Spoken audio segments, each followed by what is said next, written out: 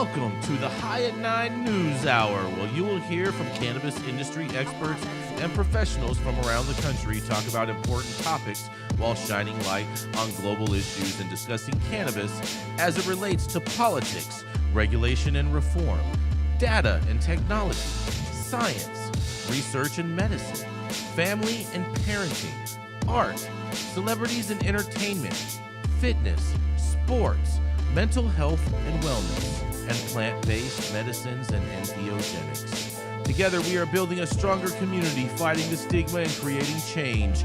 With your hosts, Jason Beck and Rico Lamitte, joined by special industry expert correspondents from around the country, and daily antics brought to you by Cannabis. Coming to you live every Monday through Friday at 9 a.m. Pacific Time and high noon on the East Coast. And thank you all for getting high at 9 with us.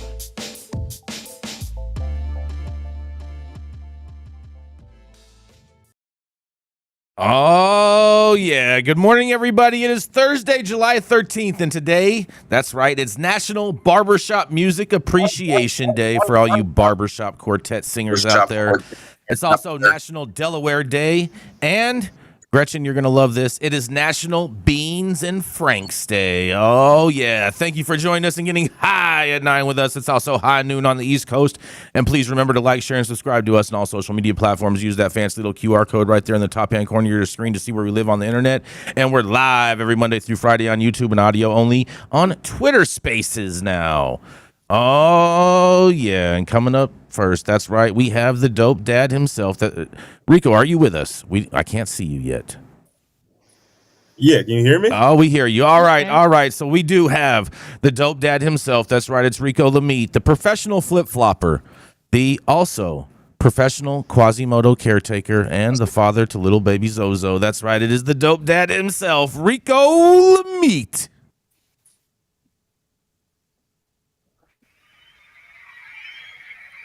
I don't know what the hell is going on with my camera. You guys can hear me okay, though, right? Yeah, there we go. Yeah, now your sound way better now.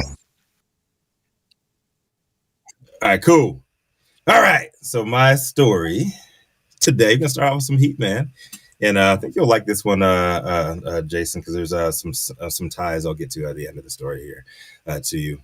But GTI, they have an incredible campaign that they are going to be launching.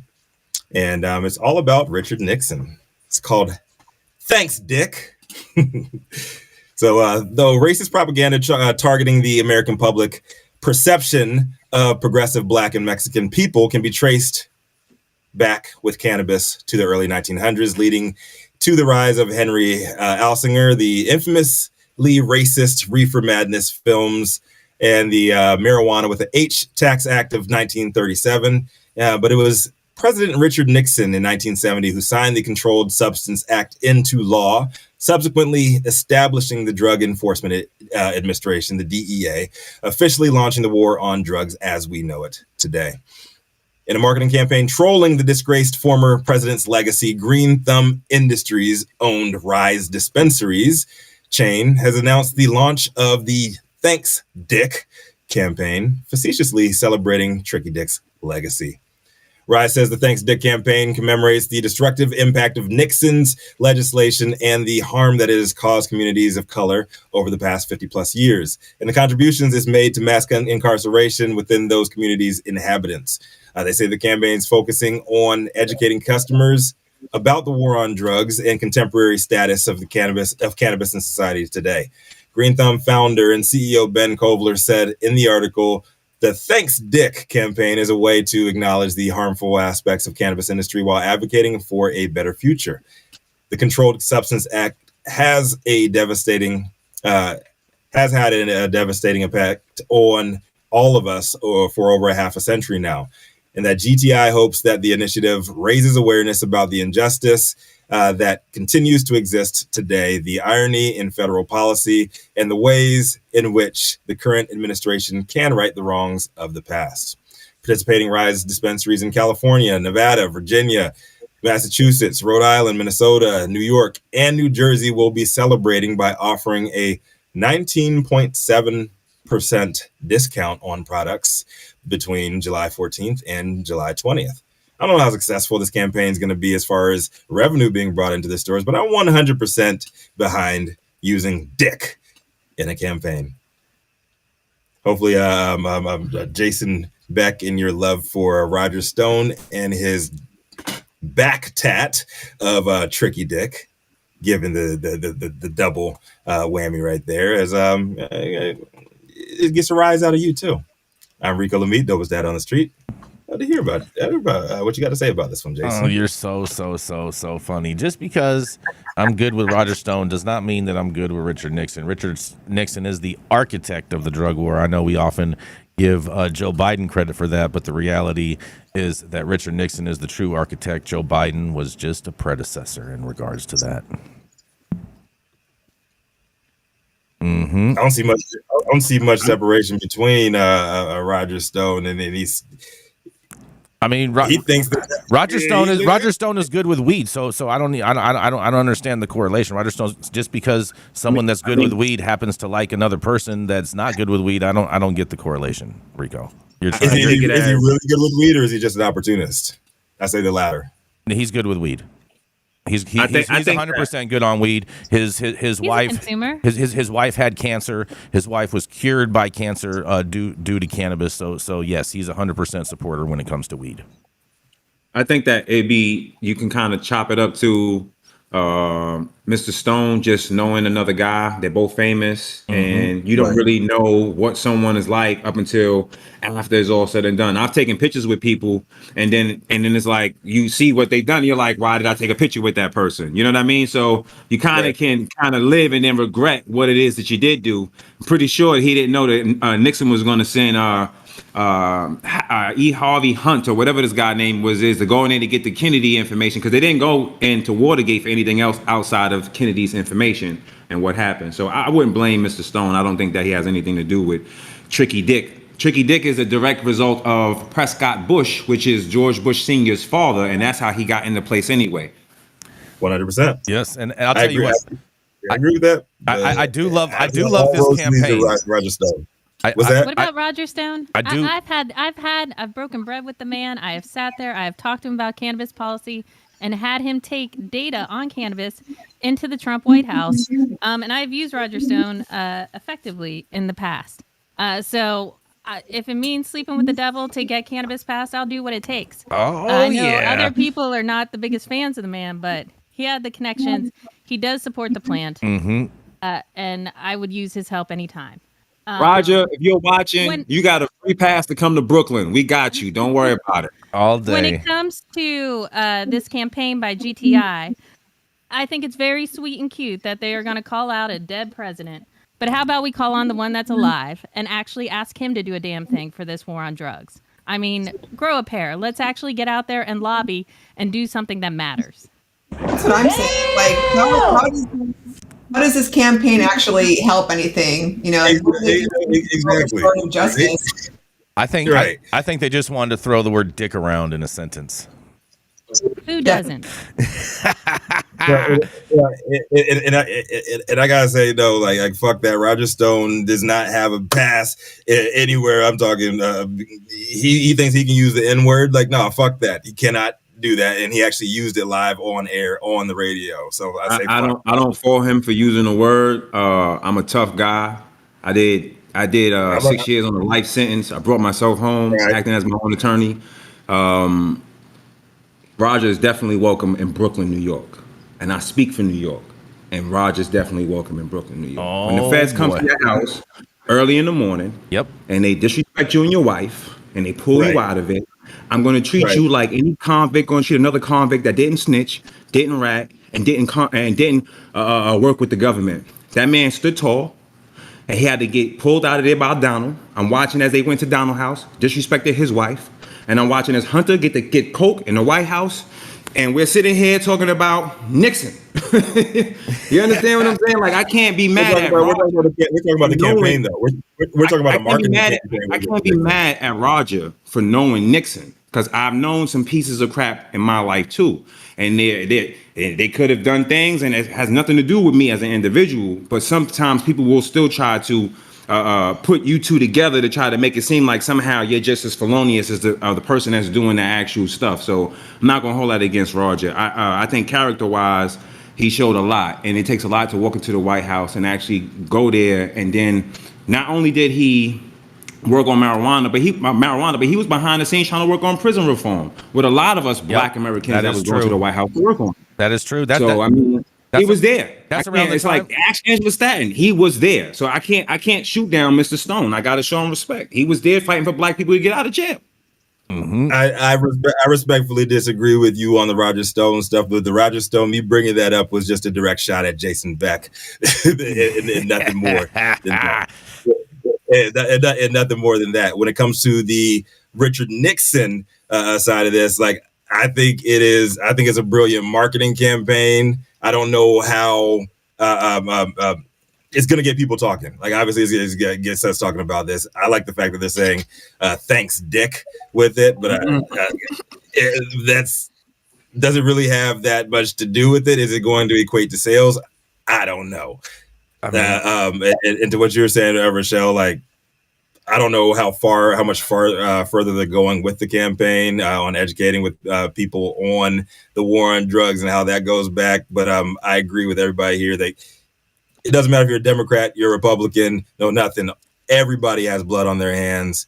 Everybody from Henry Alsinger all the way down to Joe Biden, the original Joe Biden, and what he presents himself as today. They all have blood on their hands, and we should free all of the cannabis prisoners, period. Yes, free all 100%. Now, I will say this is that I find this campaign humorous, and if they did have a T-shirt with Richard Nixon and it said "Thank a Dick today," I would probably wear that. I would too. Maybe you should do the merch before someone else does it. Maybe you should just jump on the merch today and just get it done. Maybe we should just jump ahead of them. Oh yeah. We're gonna go to a quick commercial and we're gonna be right back. How's it going, guys? Saman Razani coming to you from Green Street here with Jason Beck, smoking on the best weed in the world. Did you know that we have an audio-only version of our podcast available on Apple, Google, Amazon, iHeartRadio, and Spotify? Tune in now and check it out.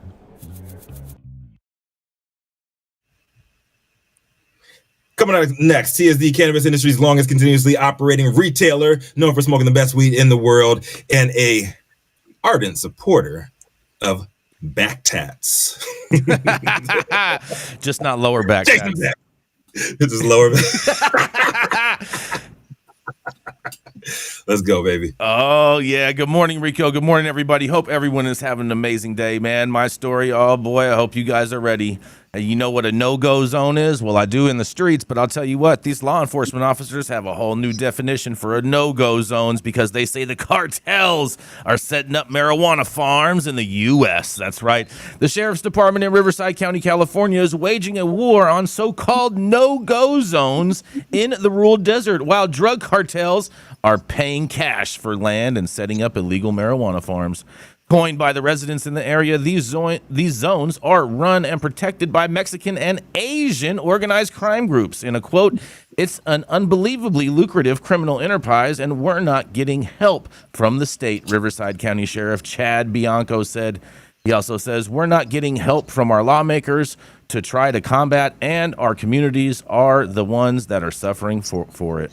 Police have raided the no-go zones, aiming to put a dent in criminal operations. News Nation was with officers when they busted 5 illegal grow operations in Anza, California. The sites include water tanks, bedrooms, kitchens, showers, and hundreds, if not thousands, of marijuana plants. Policing the matter is complicated since the municipal violations seamlessly carry heftier consequences than actual farming, Bianco said. And oftentimes the farming relies on human trafficking, the victims of which are hesitant to cooperate with police, Bianco said. In a quote, he says, "They get no money," he said. "They live in cardboard shacks sometimes, and it's appalling. We can't get our legislators to come look at these grows. We can't get them to look at pictures. We're just doing everything we can to survive, and the real victims are the neighbors." Locals say it's not the marijuana they're concerned about, but the crime and intimidation that come along with the illegal activity. Neighbors said these illegal operations siphon water away from the fruit orchards that have grown in the area for years. Those who spoke with News Nation asked to remain anonymous for fear of retaliation. In a quote, it just did not make sense that they were allowing outside sales of this water for the growing of illegal crops, one neighbor said. We couldn't water the peach orchards here. If you look around, they're dried up. The farms out here are dried up because of the water, but the cannabis growing was just prolific. Plus, threats of violence have scared locals from approaching the no-go zones. In a quote, my friend was told not to drive, not to go up there anymore, a resident said, claiming that the friend was then shown a picture of a dead man who tried to enter the area. During a community meeting about the neighbors' concerns, a man dressed in black arrived in a vehicle with tinted windows. One woman told News Nation, in a quote, he got out of his car and purposely walked up, grabbed a seat, turned it around, and faced the audience and basically stared us down during the whole meeting, and it was very unsettling, she said. Another woman who lives in the area said she believes the growers choose areas that are spacious and secluded. Those operations became harder to ignore once California could legally grow cannabis plants at home, she said. In a quote, there's no power and on a lot of these properties, but yet it looked like a city at night with the traffic, the lights, the generators, the grow lights, the woman said. It was just scary, she says. Bianco fears similar activity will happen in other areas where marijuana is legalized. And in a quote, so goes California, so goes the rest of the country, he said. They love saying that term. Well, come talk to us here. You don't want this going on in your neck of the woods, they say. And officers say they will be conducting more raids in the no-go zones all summer long, they're saying. Oh boy. And Adam, do you have the video? Oh, watch this video. You guys are going to love this. Enforcement outnumbered, run by Mexican and Asian organized criminals. No-go zones protect the illegal marijuana grows in Southern California. But the Riverside Sheriff's Department, led by Sheriff Bianco, is fighting back. It's a unbelievably lucrative criminal enterprise, and we're not getting help from the state. We're not getting help from our lawmakers to try and combat it, and our communities are the ones that are suffering from it. The Sheriff's Department began raiding these no-go zones, aiming to put a dent in criminal operations. News Nation was with officers as they busted 5 illegal grows in Anza, California. A lot of times they'll try and camouflage these. Bedrooms, kitchens, showers, and hundreds, if not thousands, of marijuana plants. Officers cut down the sprouting buds, dealing a blow to organized crime. But the environmental and physical impact of no-go zones are felt by neighbors. Like precious water resources are now being directed to illegal crops, drying up fruit orchards that have grown here for years. Neighbors spoke to News Nation on the request that they remain anonymous for fear of retaliation. It just did not make sense that they were allowing outside sales of this water for the growing of illegal crops. You know, we couldn't, the peach orchards here, if you look around, they're dried up. The farmers out here are dried up because of the water, but the cannabis growing was just prolific. These illegal marijuana grow operations are popping up all across the deserts in Southern California and are being linked to high levels of water theft and threats of violence. My friend was told not to go up there anymore. And that's just hiking, driving quads. She was told, do not come up here. You don't belong up here. This is what happened to the last guy who came up here. And they showed him a picture of a murdered guy in a truck. While these issues may only seem like a problem for California, Sheriff Bianco sees it another way. So goes California, so goes the rest of the country. They love saying that term. Well, come talk to us here. You don't want this going on in your neck of the woods. Now, these raids on these no-go zones will be conducted all summer long by Riverside County sheriffs across the Southern California deserts. Speaking with Sheriff Bianco, he says this all stems from Prop 64, which reduced penalties for illegal cultivation and just opened up the floodgates for cartels and criminal gangs to enter the black market marijuana industry. Elizabeth? News Nation is getting... Oh, what do you guys think about all of this stuff going on out in the desert? Well, Bianco is a very troubled man. And if you, and this is coming from News Nation, so take what you will from it. I don't know. I'm not out there, so I'm not seeing that firsthand, but I know that Bianco has been a noted liar, and he has been known to trump up a lot of stuff in Riverside County, and that's just what he does. So this is a very, very skewed report. I'd like to see more information and more voices on it. So you think that because his name is Chad, he's being a Chad in regards to enforcement? I'm saying the FBI reports and the actual numbers not backing up the stuff that he's reported, and the fact that he is a huge Meatball Ron supporter, and he's part of the border coalition and all that stuff, and he has multiple times been sued on civil rights stuff. For the treatment of inmates out in Riverside County Jail, and from a lot of the Hispanic community out in Riverside County as well. Interesting. Any other thoughts? Anybody else? Gretchen? Well, I don't know why Rico's calling this a skewed report. It's not like this is the only man who was used as information in this report. You have neighbors and people who live on the land complaining and talking about this. Yep. You disregard their firsthand accounts, Rico? Like I said, the fact that it's coming from this source and it is coming from this man. This is a lady who lives on the farm. I'm talking about the chick on the farm saying her farm is dried up. I'm not talking about you asked me a question. You let me finish? Asking about farmers. You disregard them. No, I don't disregard them, but the fact that more people can be asked about the same thing. You can cherry pick witnesses. You can cherry pick people saying one side of an argument. Anytime you report a story, so you're saying not? So you're saying this story is like jury selection? Is that what you're telling me? I'm saying we need more information on it before it elicits any kind of emotion from me. I need more information. Chad Bianco, we don't believe you. You need more people. That's just going to be more tax dollars, bro. I want to make sure that everybody, my co-host Dr. Dope is in the building. He Dr. Dope. So everybody, co-host Dr. Dope is in the building. Sorry. No worries. Welcome, man. Welcome, Dr. Dope. Welcome, Dr. Dope. Oh, yeah. Love. He didn't get to hear that, but I just want to say that it broke my heart to see all of those beautiful plants being clipped down like that. Oh, don't feel bad. Don't feel bad about that. It would be much easier with all of the money that was wasted for them to be able to build a water treating facility in California. You could even do it in LA.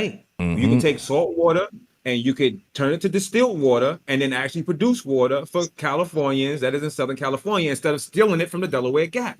See, the problem with the water and the water supply isn't the cartels or people in the mountains using the water, because they're telling regular people, hey, don't shower at this time, or you can't shower at this time. The problem with the water management deals with the state and the individuals who are directly behind it, and that's the reason why there isn't enough water for everyone. This is done purposefully.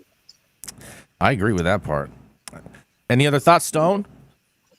I want to know. Hey man, if it's happening, bust them up. You know, this all does go back. I mean, he's blaming the government for this, being able to happen. Nobody's sending them help. Stop raping the legal cannabis, people and giving these guys the opportunity to control this illicit market. That's that's what I say. All right, Rachelle, you have any comments on this? No. No, I just don't. I do agree though that it is a bit skewed at the end when he pointed directly at Prop 64 for the proliferation of these cartel grows. The cartel grows have been there, so I don't buy agree. that. I agree with that part. He's definitely using Prop 64 as a scapegoat on this, but yeah, he is definitely doing that. We're going to keep it moving, though. We're going to move right on into our feisty redheaded conservative. That's right, it's Gretchen Gailey. She loves to bake up a storm, and apparently she has a pineapple apron, too. She loves to dress up her dogs in fancy outfits and parade them up and down Capitol Hill, and that's right, she's the founder of Panoptic Strategies. It is Gretchen Gailey. Good afternoon. My headline is keeping us informed on what's going on with safe banking as we're nearing August recess. Senate GOP marijuana banking sponsor and key chairman at odds over next steps for safe banking bill. Two key senators behind the push for a bipartisan marijuana banking bill seem to be at odds over what is going to take to get a committee vote to send the legislation to the floor. And as time runs short for action in the summer session, a senior GOP staffer tells Marijuana Moment that the key remaining contention is over a single section of the measure that certain Democrats are seeking to amend, which Republicans view as a non-starter. In interviews this week, the Safe Banking Committee Chairman Sherrod Brown and lead GOP Secure and Fair Enforcement Banking Act sponsor Senator Steve Daines shared conflicting stories about the state of negotiations over the legislation. Brown told Politico that he's entrusting Daines to shore up more Republican support and specifically get additional members of his caucus to sign onto the Safe Banking Act as co-sponsors to codify that support. He said, "We're not going to take a bill to the floor and have Minority Leader Mitch McConnell undercut it with 58 or 59 votes. He's done that many times, so we want Daines to sign on the dotted line on this and really commit to get members to co-sponsor. If they're serious, they co-sponsor." But according to Daines, the issue isn't a lack of Republican support. It's the fact that Democratic members are pushing for amendments that would break the agreement that he and the chairman made over the measure as introduced. Daines told Punchbowl News and Republicans are ready to move forward on the bill, but Democrats are trying to change it. He added that he didn't see positive yardage in bipartisan negotiations over the recent 4th of July recess. A senior GOP Senate aide, meanwhile, told Marijuana Moment on Wednesday that the remaining issue comes down to Section 10 of the Safe Banking Act. Democrats like Senator Jack Reed have called the language problematic, arguing that it would broadly undermine banking regulations outside of the cannabis sector. Reed's Section 10 concerns are the main issue holding up the bill, according to the staffer. Gutting the section is a non-starter for Republicans. Brown, meanwhile, called the section a concern, and Jack is very much a straight shooter in this, and he is in everything else. We've got to work it out. But conservative members support the section, and eliminating it could jeopardize some of the bipartisanship behind the bill as introduced. Daines has also cautioned against attempting to expand the measure with social justice reforms that progressives would like to add, though his office previously told Marijuana Moment that the senator is open to adding expungement language as proposed by Senator Majority Leader Chuck Schumer. In any case, the window to schedule a summer markup in the Senate Banking Committee, where the bill received an initial hearing in May, is gradually closing. The committee is working towards a markup vote on the Safe Banking Act, according to Brown. Senator Brown remains committed to working with Banking and Housing Committee members on both sides of the aisle to find a path forward for safe banking and other committee priorities. Daines' office told Politico that Senator Daines and Chairman Brown had an agreement when he reintroduced the bill, and now Democrats are demanding changes. "We have enough Republican votes to get it passed, but Democrats keep moving the goalposts." A shocker. Democrats are the ones who are holding this up, as usual, and I know they're going to blame it on Republicans later. For those who are unfamiliar with Section 10 of the Safe Banking Act, what that talks about has to do with money laundering, basically. So Jack Reed's concern is that it can undermine money laundering crimes for everybody, not just cannabis. And so that is why they want it amended. As for Republican votes, the votes are there.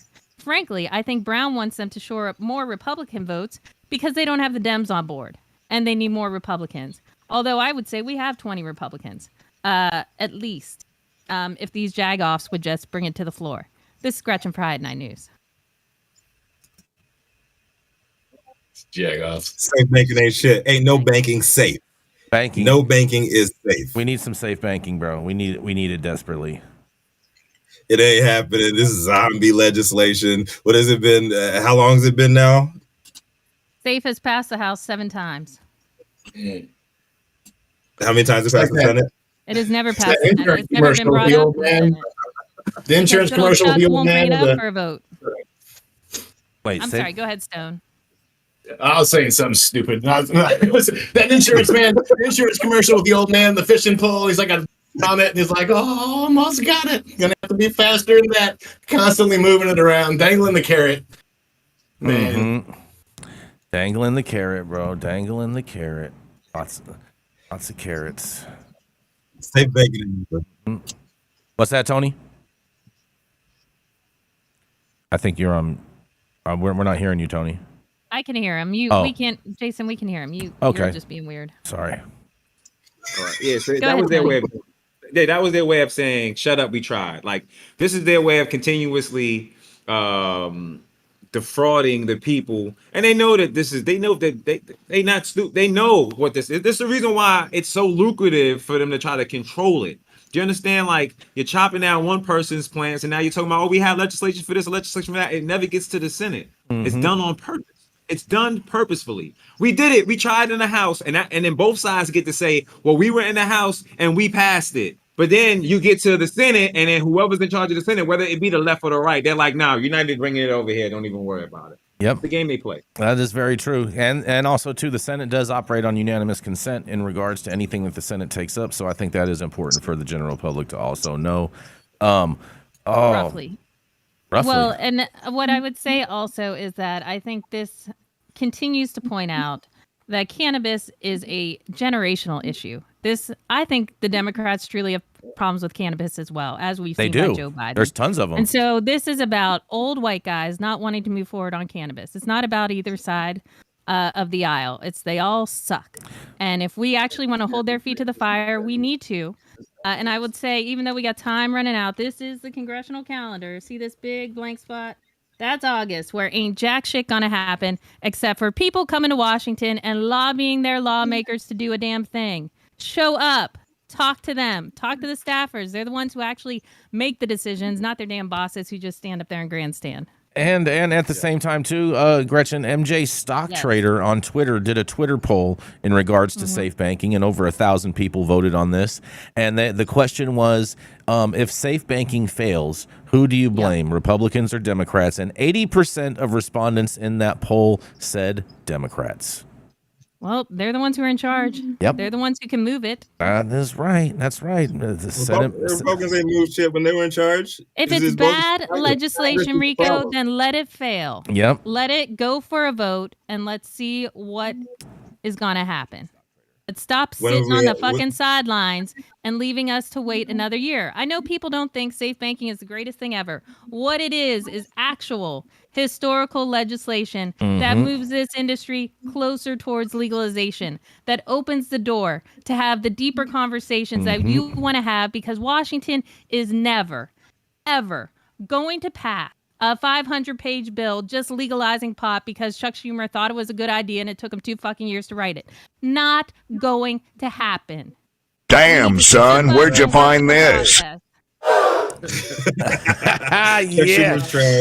Listen, you don't be Chuck Schumer's trash. Both sides are trash, and 9 out of 10 of the bills that they bring to the table are trash too. And I think they're just going to continue to bring up safe banking, knowing that it's not going to pass because they need something to talk about. Oh yeah, well, on that we got. As you'd say, next. Yeah, we're about to go to a commercial. You want to say something, Tony? Before we go ahead. My saying is, on both sides, there are 2 dirty wings on the same dirty bird. Oh yeah, dirty birds. We're gonna go to a commercial. We're gonna be right back. The Control Tower from Highly Educated has perfected the dab. Utilizing the concept of thin film evaporation, you can waste none of it and taste all of it.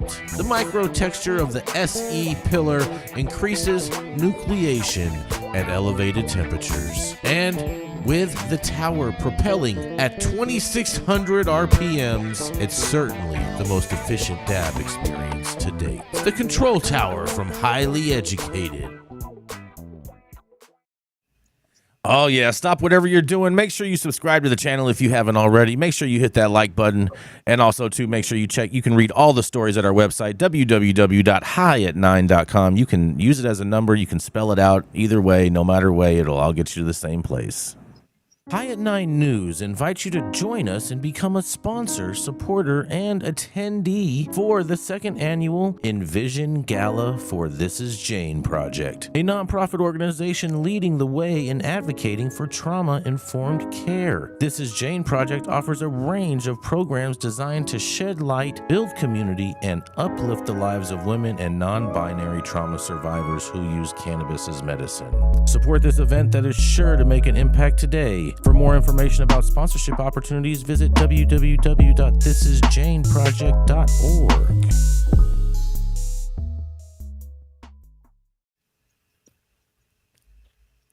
She is a cannabis and psychedelics reporter, editor at Green State. Green State, right? Not Green Street. Green State, yes. I got it right. I got it right. You did. And her alleged massive Lego collection she has, unfortunately, will never be welcome at this dope dad's home. All the parents in the building know what I'm talking about there. Rachelle Gordon, what you got for us today? You don't like Legos in your building, huh, Rico? That's very distressing to hear. We'll have to offer. It's because he steps on them. He steps on them too much.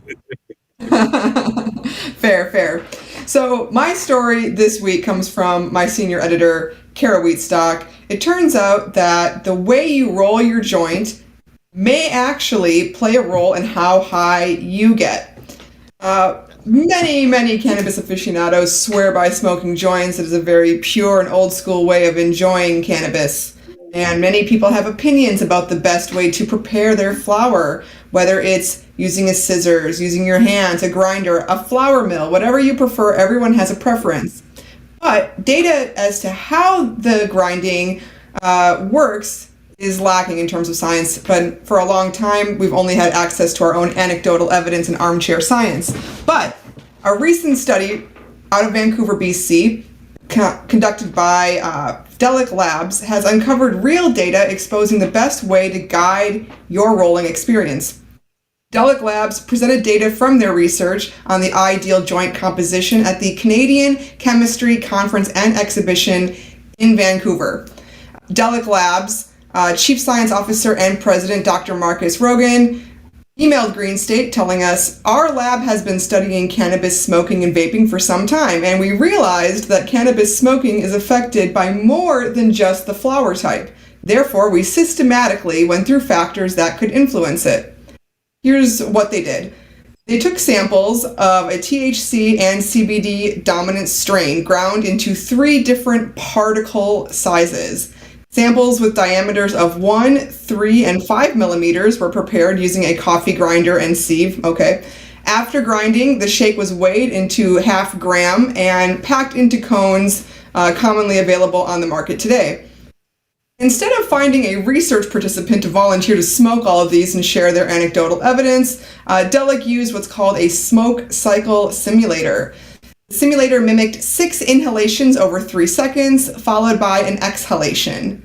Filters at the mouth part of the simulator collected the smoke for researchers to analyze. The team looked at the chemical makeup of the smoke at the beginning, middle, and end of the joint's life, figuring out which particle size delivered the highest saturation of cannabinoids. And it turns out size does matter. Shake ground into 1 millimeter diameter delivered the highest concentration of cannabinoids per puff for both the THC and CBD strains. Smoke from the 5 millimeter size samples had fewer cannabinoids, but the joints did last longer.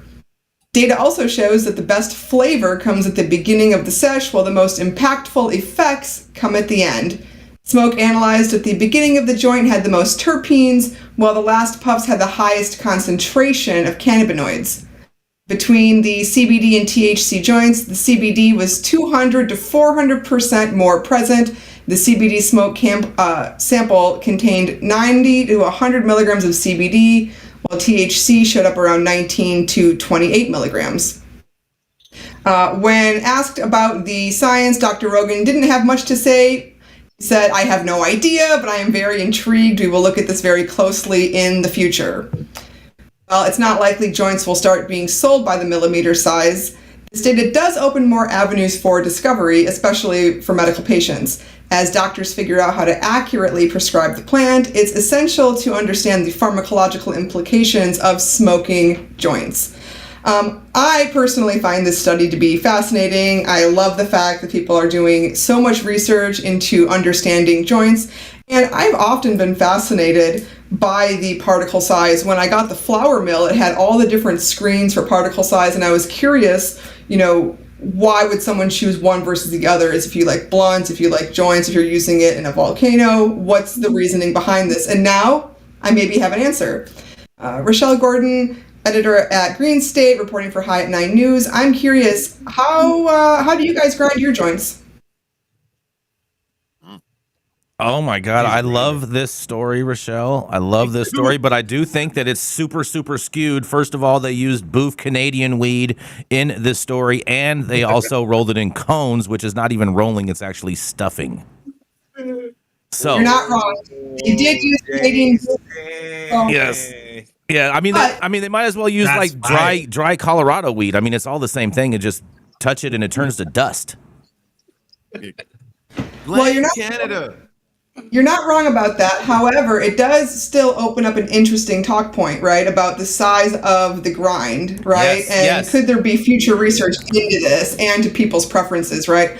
I just use the standard flour mill. I never really thought to use a bigger or smaller grind, but those of you who are connoisseurs of grinding flour, I'd be curious to hear what your opinion is. I'm with you. I think the flour mill is probably the best grinder in my personal opinion out there, and we are going to have some high at 9 flour mills in a little while too, for people for giveaways and whatnot. So shout out to them. But this is a very unbiased opinion. I do have a number of friends that still are very, very old school, and in their opinion, the best grinder that they ever have used and still use is the old school Mendo Mulcher grinder.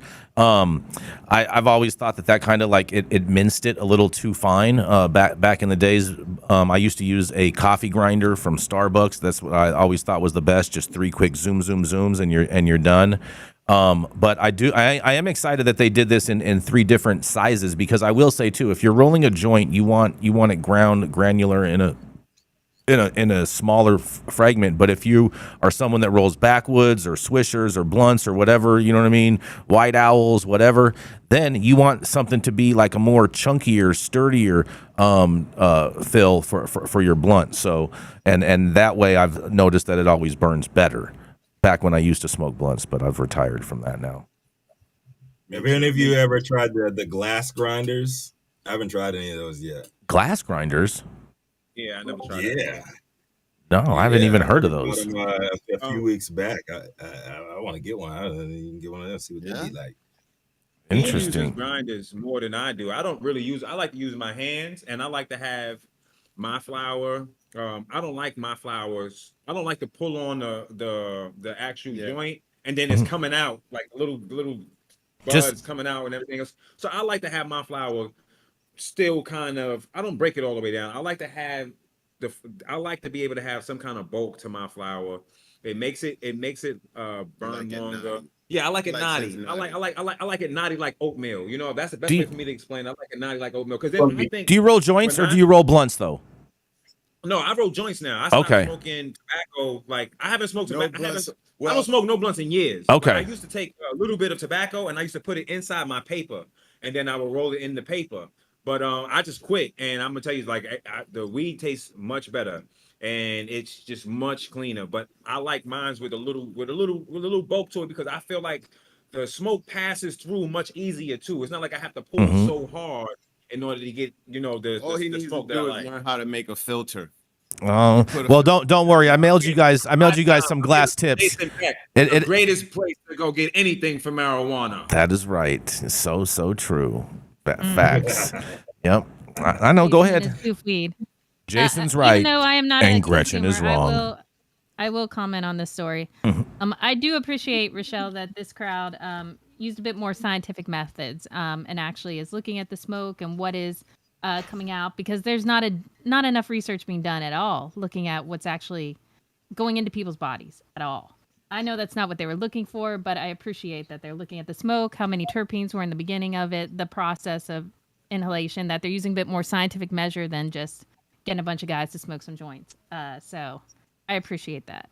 Yeah, I love the story myself. I'm old school flour mill. I've been loving this thing, but now you got me thinking about putting in another screen to go to you said it was the smallest grind is what produced the most THC.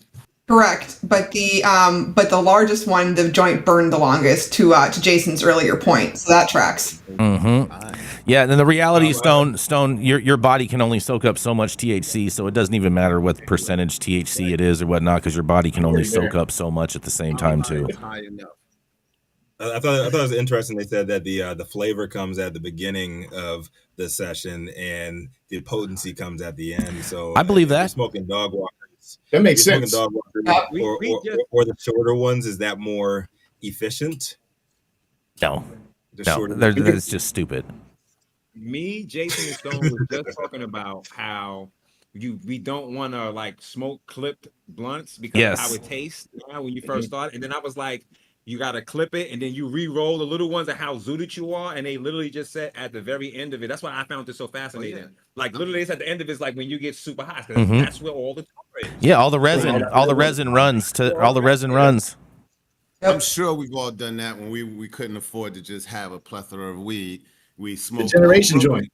I still do it. And when you light that roach back up, it's nasty in the beginning, but after you get past that, you get higher than you were originally. So ratchet. Oh, so nasty. That takes me back, man. That takes me back. Yeah. Right, Jason. Eat your heart out. Yeah, it just reminds me of Trailer Park Tales, and I try to stay away from those days. No roaches are wasted. Yeah, but I'll tell you what though. To your point too, Rachel. About the taste. That makes a total sense because the first hit off of a joint always tastes better than any part of the joint, and also too, it's the reason why a lot of people will do a dry hit of flower to see how it tastes. Just.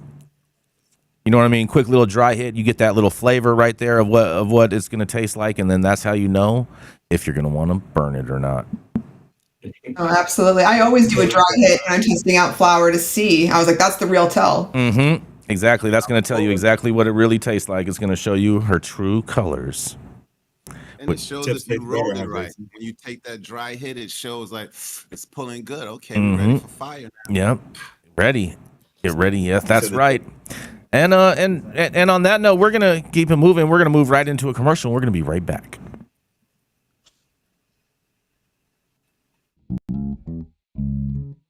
Keeping up to date on the evolving policies of relevant state, local, and federal governments is key to success.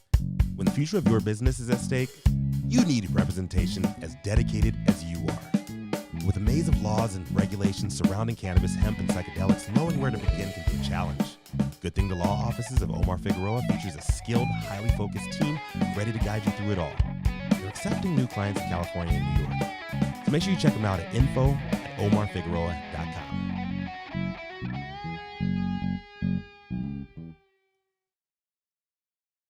Oh, yeah. Coming up next is our newest member with his High at 9 debut. That's right. It is my man. That's right. Tony Montaga. That's right. Representing the black conservative voice that Joe Biden would love to silence for acknowledging it even exists. That's right. Oh, yeah. What do you have today, Tony? Well, today we have the DEA says instead of doing drugs, you should spend more time on Instagram and playing video games for a natural high. I'm going to let my co-host here, Dr. Dope, kind of break it down and let him read some of this to you so I can make fun of it. Well, the DA is telling us that instead of buying weed or getting weed, we should go hiking, post on Instagram, even go look at pets. I personally think they're out of touch. It's fun to post pics on Instagram and see what your friends are doing on the app. But if you took it a little bit more seriously, you could take over the world and become a young trendsetter, post one DNA's teen reach out advocate.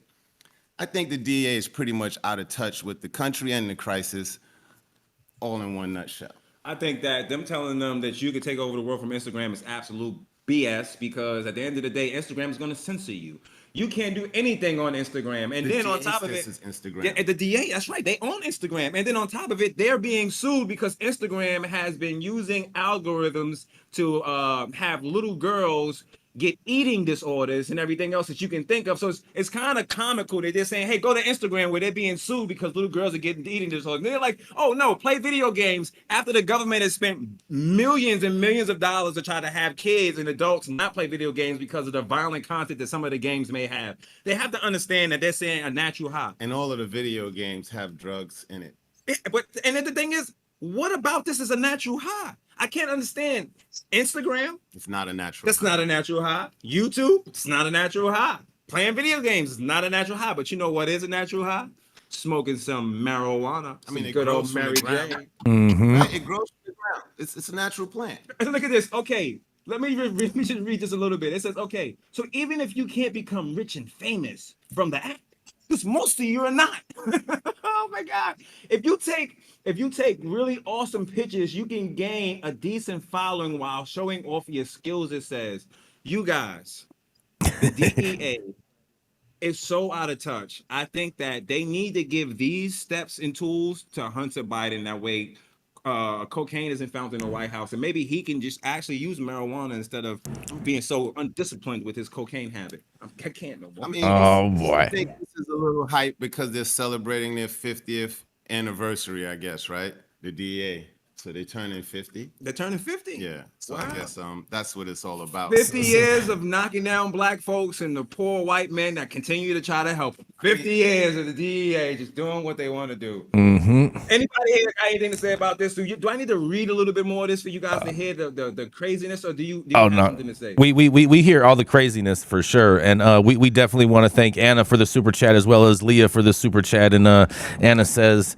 that thanks for the great info. Really enjoying this episode. And Leah just says thanks in general. So we want to thank them for their super chats. But yes, Tony, this is exactly right. This is the DEA totally out of touch with reality. I mean, and I think it's only trying to make them seem some sort of relevancy still to this day.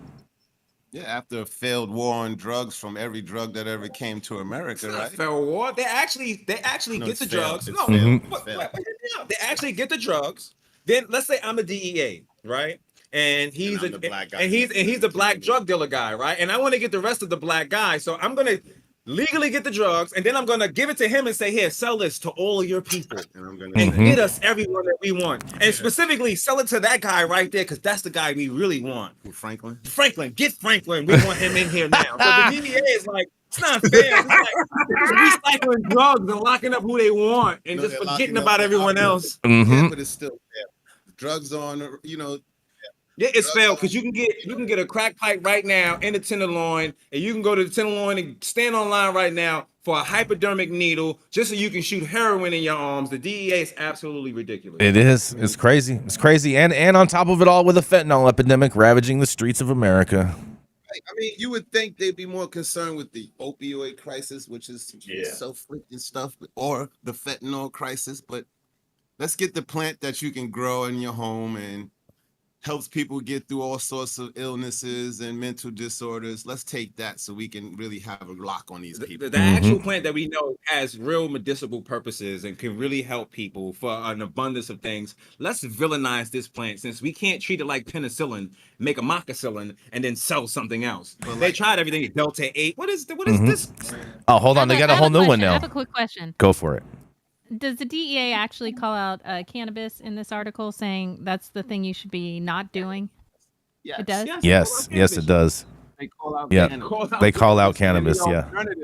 Jagoffs. I mean, this sounds like a president's, when the president does those programs to get kids to go outside, this is kind of what it sounds like. And it's not really kids that they should be targeting. They even targeted when they say over 54% of people who play video games are actually using marijuana. So, and I guess the 54% of the people who are playing video games high on marijuana is really kicking ass. They must be like the highest players ever in history, because the people who are not just is not experiencing the video game properly. Oh man. The DEA has no swag. They have no relevancy. They need to go on somewhere. They need to die. That is 100% facts, and we definitely want to thank Leah with another big old super chat, $9.99. Thank you so much, Leah. We appreciate you very, very, very much. Yes. Now, Rachelle, you're kind of avid gamer, aren't you? Don't you play video games? I mean, I dabble here and there. I wouldn't call myself an avid gamer, but I like a Mario or an Animal Crossing moment here and there. And so what do you think about this, about the DEA telling you that you should be playing video games as in turn of smoking weed? I actually think it's really funny because video game addiction is a thing. So they're saying, trade one drug for another, like, cool, but you're not going to tell me that video games aren't habit forming and that they don't have some sort of psychoactive response, whether or not it's actually getting you high. You still feel some type of way when you beat a big boss. Am I right? That is very, very, very true. Video games are a reason, like, people have a warped sense of reality. You play certain games like GTA, and then you might just want to go out and steal a car and race around and run people, I mean, it's happening in LA and New York all day, every day. Every day. Also, like Tony said, to piggyback off of that, they're suing Instagram because Instagram is making false realities for people in their altering their lives trying to fit in. We don't even, Instagram is a drug and we don't know the side effects of, but the DEA is going to send us that way. So it could be worse. This is their vaccine 2.0. Oh boy. Oh man, I'm not touching that one with a 10-foot pole, but I do want to show you guys this. Adam, can you put up these two pictures? And we want to thank Malik. Thank you, Malik. We want to share this picture in regards to Rico's story. And we have one more. We have one more for you. You got the other one, Adam? Make sure that you thank a dick today. And of course, Riri supports Thank a Dick Today also, as she's sporting the Richard Nixon Thank a Dick Today sleeveless tee. Yes, look at that. Little Riri approved. Oh, yeah.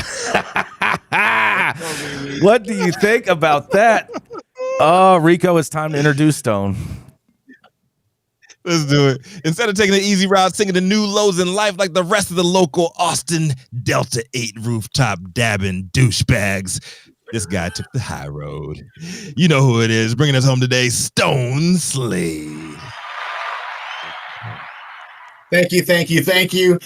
Today, my story comes from Dr. Tim Malaya of the OSV News Catholic Review. Dr. Tim Malaya sets up his article by painting a picture of a time of crisis and quotes American humorist Will Rogers, if you find yourself in a hole, stop digging. And then he relates that to legalized adult use cannabis being the ever-growing hole we desperately need to stop digging.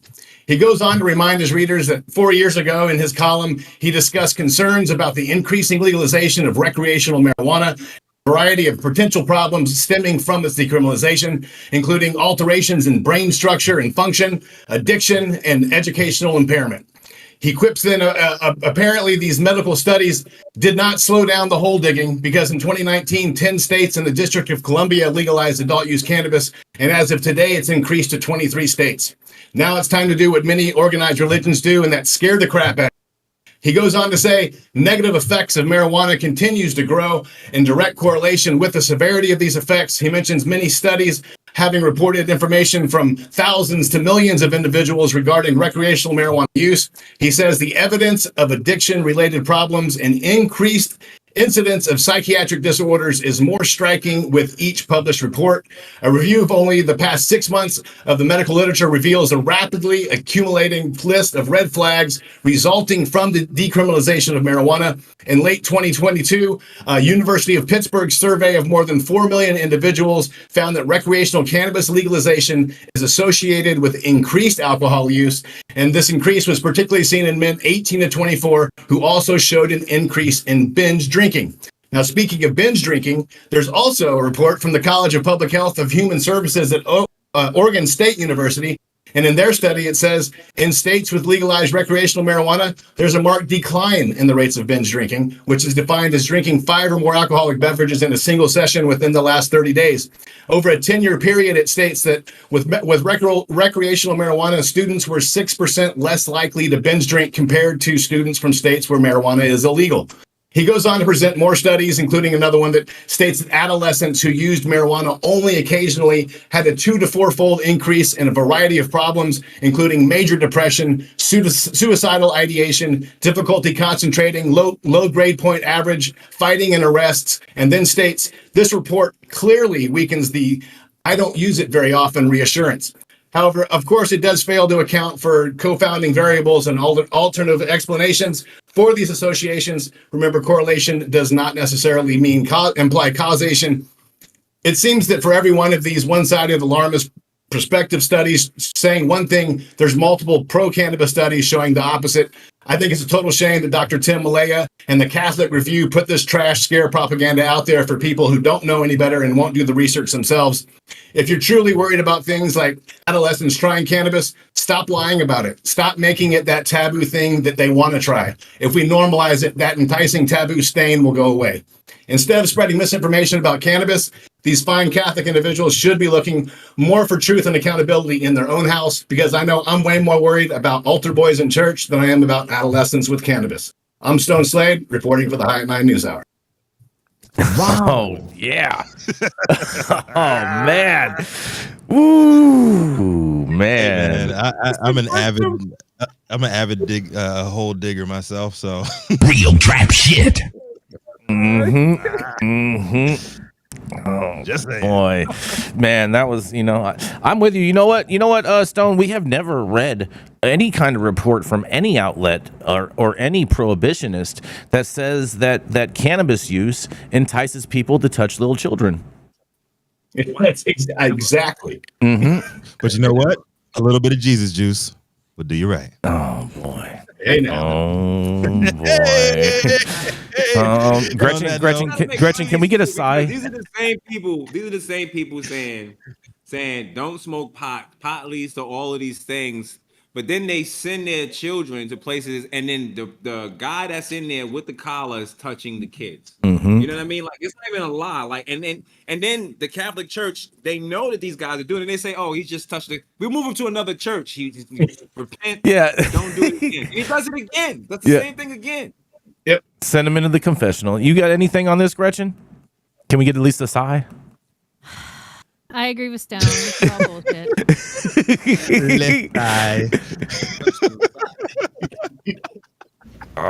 Yeah. We're at the top of the hour. Thank you all for joining us for today's episode of High at 9 News. You can always catch us weekdays, 9 a.m. Pacific, high noon on the East Coast. Big shout out to the super fans out there showing love, giving the comments projected live on the big screen. We had some big ones today. Thank you, guys. And also to the other live audience members and online supporters catching us live across all media platforms, tuning in and giving us feedback on the daily headlines of chaos, also known as the Daily Cannabis News. To our vetted correspondent team tuning in from all over, bringing us much needed variety of perspective and your respected opinions to the table. Our production team, Cloud Media Partners, House of Fuego, The Vortex, all of our sponsors helping us keep the lights on, keeping our AV struggles to a minimum. And of course, the lovely Jaja Simone holding us down on all the other platforms. To the haters out there, life's too short, man. Stop it.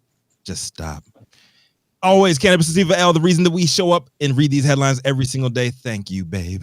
It has been, it's not Wednesday, it's Thursday, July 13, 2023. Show's over. You've all been blessed with today's top industry headlines. Hope it's enough for you to put in your pipe and smoke at least until tomorrow. I'm Rico Lamitte, the dopest dad on the street, and your daily reminder to, when life gives you no place else to turn, you can always turn the fuck up. Tony Montaga, welcome to the team, man. You got the outro today. What you got for these people? I just want to say to everybody, it's what I say on my podcast. You stay safe, you stay healthy, and in this case, you stay high. And for both sides, remember, they're two dirty wings on the same dirty bird. This is Montaga, Tony Montaga, and Dr. Dope. And we are happy to be here with you guys.